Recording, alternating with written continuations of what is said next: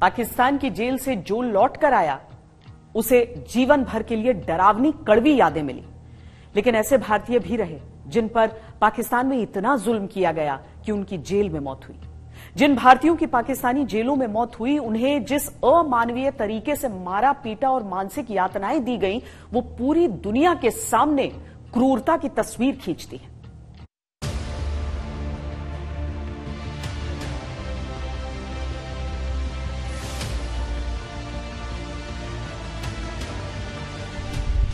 सरबजीत सिंह की कहानी कौन भूल सकता है। 23 साल पाकिस्तान की जेल में गुजारे, हर पल दर्द और यातनाओं से चीखते हुए बीता और अंत में पाकिस्तानी जेल में उनकी पीट पीट कर हत्या कर दी गई। पर मेरी शायद बदकिस्मती रही कि मैं अपने भाई को जिंदा पाकिस्तान से ला ही नहीं सकी, मैं अपनी बेटियों को खुशियां लौटा ही नहीं सकी। अरे कायरो, 23 साल पहले उसे नर्क की जिंदगी आपने काल कोठरी में कटवाई, उसके बाद आज आपने उसका बेरहमी से कत्ल कर दिया। पाकिस्तान सरकार को जवाब सारी दुनिया को देना होगा, पर दिया जाएगा, लिया जाएगा, हिसाब आप लेंगे, एक एक हिंदुस्तानी आप लेंगे।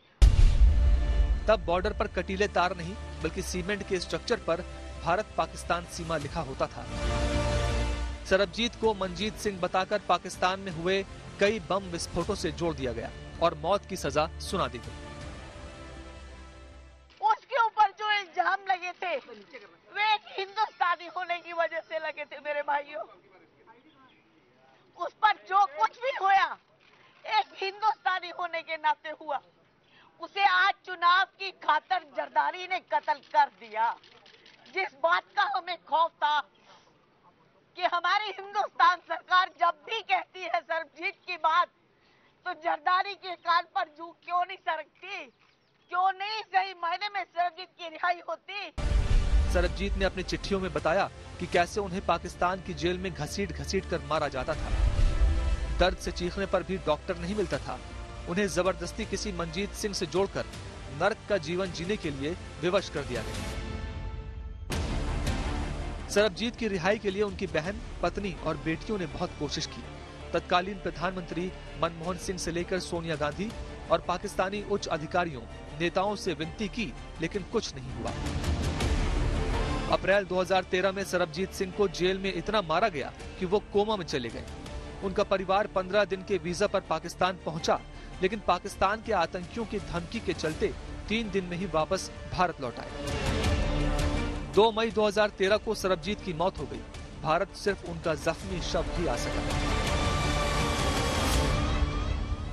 सरबजीत की पोस्टमार्टम रिपोर्ट में शरीर में कई चोटें थीं और उनकी किडनी और हृदय निकाल लिया गया था।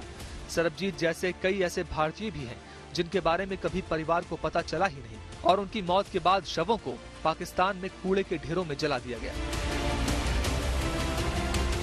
अगर इसी साल के बीते सिर्फ 2 महीनों के आंकड़ों पर नजर डाली जाए तो 2 महीने में 4 मछुआरों को पाकिस्तान में गलती से प्रवेश की सजा मौत के रूप में मिली है।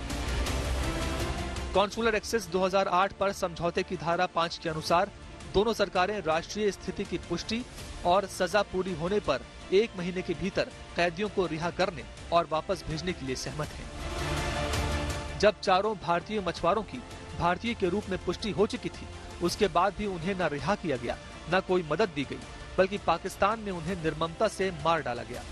इसी से पता चलता है कि पाकिस्तान जुल्म और क्रूरता की कैसी मिसाल है। भारतीय होना पाकिस्तान में नफरत और क्रूरता में बढ़ोतरी कर देता है। भारत में नागरिक किसी भी देश का हो, उसके साथ न्याय होता है। ये बुनियादी फर्क दोनों देशों में हमेशा रहा।